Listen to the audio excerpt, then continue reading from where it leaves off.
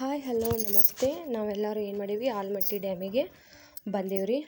ನೋಡ್ರಿ ಆಲಮಟ್ಟಿ ಡ್ಯಾಮ ಎಷ್ಟು ಮಸ್ತ್ ಐತೆ ಅಂದ್ರೆ ನೋಡಕ್ಕೆ ಎರಡು ಕಣ್ಣು ಸಾಲದು ಅಷ್ಟು ಚೆನ್ನಾಗಿ ಐತಿ. ಎಲ್ಲರಿಗೂ ಒಂದಿನ ಟೈಮ್ ಸಿಕ್ಕರೆ ಎಲ್ಲರೂ ಹೋಗಿ ಬನ್ನಿ.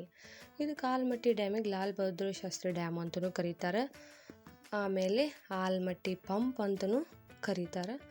ಇದನ್ನು ಹೋಗಿ ನೋಡಿ ಬರ್ರಿ. ನೋಡ್ರಿ ಇಲ್ಲಿ ಗಾರ್ಡನ್ ಎಲ್ಲ ಡೆಕೋರೇಷನ್ ಅಷ್ಟು ಚಂದ ಡೆಕೋರೇಷನ್ ಮಾಡ್ಯಾರ. ನಮಗಂತೂ ಸಿಕ್ಕಾಪಟ್ಟಿ ಬಿಸಿಲು, ಆಮೇಲೆ ಕೈಯಾಗ ಲಗೇಜು ಬಹಳ ಸುಸ್ತಾಯ್ತು. ಅರ್ಧ ನೋಡಿದ್ವಿ, ಇನ್ನು ಅರ್ಧ ಅಡ್ಡಾಡೋಕ್ಕಾಗಲಿಲ್ಲ.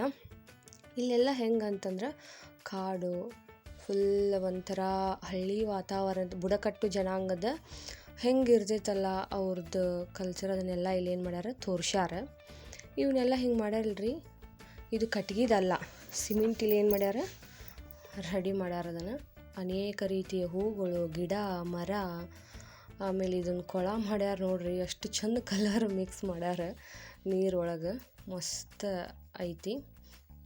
ಆಮೇಲೆ ಇಲ್ಲಿ ಬುಡಕಟ್ಟು ಜನಾಂಗದವ್ರದ್ದು ಹೆಂಗಿರ್ತೈತಿ ಅವ್ರದ್ದು ನೇಚರ್, ಅವ್ರದ್ದು ಕಲ್ಚರ್, ಆಮೇಲೆ ಅವ್ರದ್ದು ವೇಷಭೂಷಣ ಅವನ್ನೆಲ್ಲ ರೆಡಿ ಮಾಡ್ಯಾರ.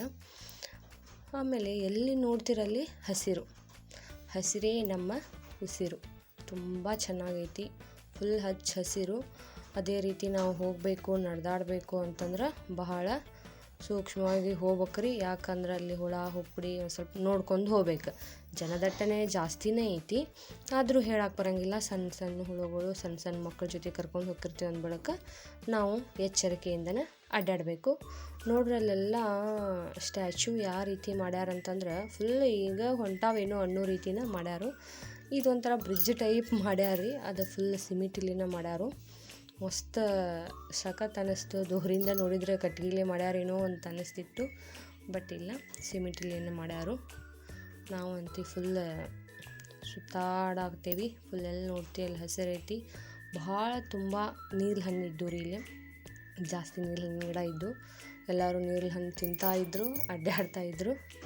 ಆಮೇಲೆ ಎಲ್ಲಿ ನಮಗೆ ಸುಸ್ತಾಗ್ತೈತಲ್ಲ ಅಲ್ಲಿ ಐಸ್ ಕ್ರೀಮು, ಆಮೇಲೆ ನೀರಿನ ವ್ಯವಸ್ಥೆ ಎಲ್ಲ ಚೆನ್ನಾಗಿತ್ತು. ಆಮೇಲೆ ಅಲ್ಪೋಪಹಾರದ ವ್ಯವಸ್ಥೆ ಐತಿ. ನಾವಲ್ಲಿ ಹೋಗಿ ಟಿಫನ್ನು ಮಾಡ್ಬೋದು, ದುಡ್ಡು ಕೊಟ್ಟರೆ ಎಲ್ಲ ಸಿಗ್ತೈತ್ರಿ. ಆಮೇಲೆ ಇದನ್ನು ನೋಡ್ರಿ, ಬೆನ್ನಚ್ ಕಲ್ಲಿಂದನೇ ಅವ್ರು ಏನು ಮಾಡ್ಯಾರ, ಕುತ್ಕೊಳ್ಳೋಕೆ ಚೇರ್ ಗತೆ ಮಾಡ್ಯಾರ. ಟ್ರೈನ್ ಟ್ರ್ಯಾಕ್ ಮಾಡ್ಯಾರ. ಆಮೇಲೆ ಇದು ಡಸ್ಟ್ಬಿನ್ ಐತ್ರಿ, ಅದೇನು ಕಟ್ಗಿದ ಬಡ್ಡಿ ನಿಂತೈತೇನೋ ಅಂತ ಅಂದ್ಕೊಂಡೇವಿ, ಇಲ್ಲ, ಅದನ್ನು ಸಿಮೆಂಟ್ಲಿ ಏನು ಮಾಡ್ಯಾರು ಡಸ್ಟ್ಬಿನ್ ಮಾಡ್ಯಾರ. ಸಿಕ್ಕಲ್ಲಿ ಏನು ಹಾಳಿದು ಒಗೆಯಂಗಿಲ್ಲ, ಅದನ್ನು ಹೋಗಿ ಡಸ್ಟ್ಬಿನ್ನಿಗೆ ಹಾಕಬೇಕು. ಇಲ್ಲೆಲ್ಲ ನೋಡ್ರಿ ಕಾರಂಜಿ ಟೈಪ್ ಒಂದೆಲ್ಲ ಸ್ಟ್ಯಾಚ್ಯೂ ನಿಂದ್ರಿಸ್ಯಾರ.